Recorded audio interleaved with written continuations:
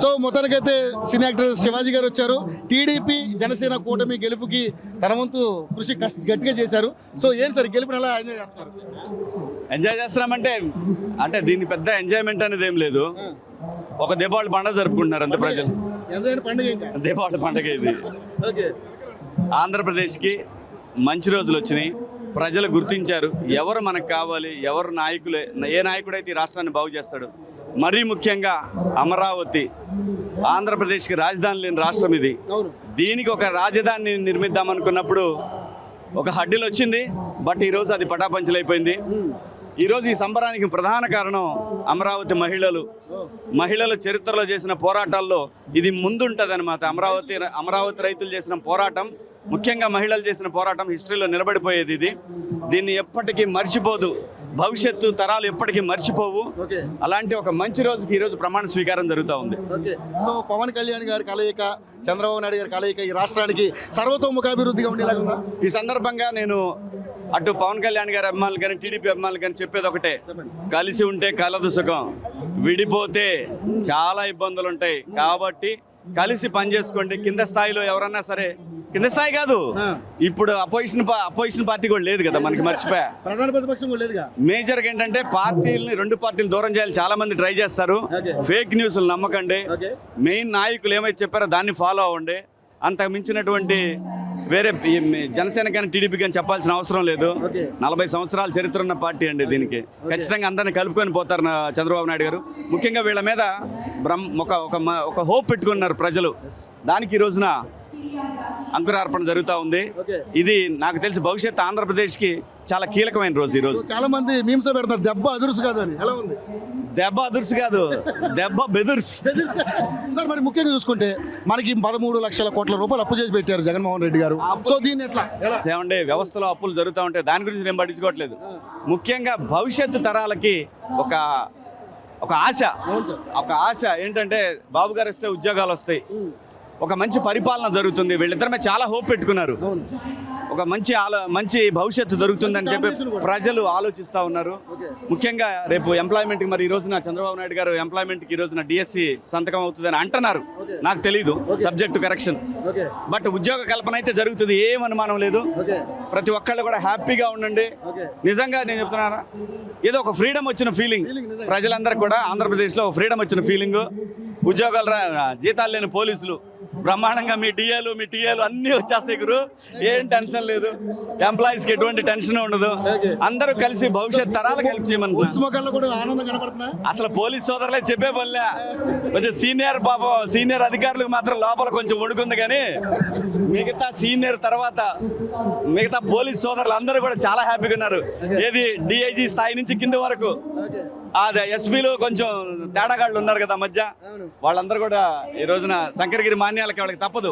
ఎప్పుడు ప్రజల అధికారం ఇచ్చింది ప్రభుత్వాలకి, ప్రజలకి మంచి చేయమని.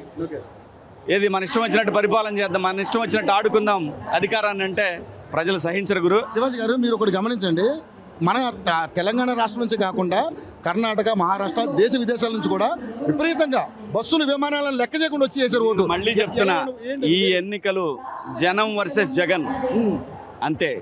జనం వర్సెస్ జగన్ గారిని భవిష్యత్తులో కూడా ఎప్పటికీ కూడా ఈ రాష్ట్రంలోకి రానివ్వరు. నేను చెప్తున్నా కదా, జగన్ గారు, ఎందుకంటే జగన్ గారు చాలా పాఠాలు నేర్చుకోవాలా. జగన్ గారు చేసిన తప్పు ఏంటంటే అధికారం కావాలన్నప్పుడు జనంలో ఉన్నాడు, అధికారం వచ్చిన తర్వాత జనానికి దూరంగా ఉన్నాడు. సో అది ఏ నాయకుడికి కరెక్ట్ కాదు. అసలు ఇలాంటి పరిపాలనలే కరెక్ట్ కాదండి, అదైతే కన్ఫర్మ్. ఇలాంటి పరిపాలన చేయడం కరెక్ట్ కాదు ఏ నాయకుడికైనా సరే.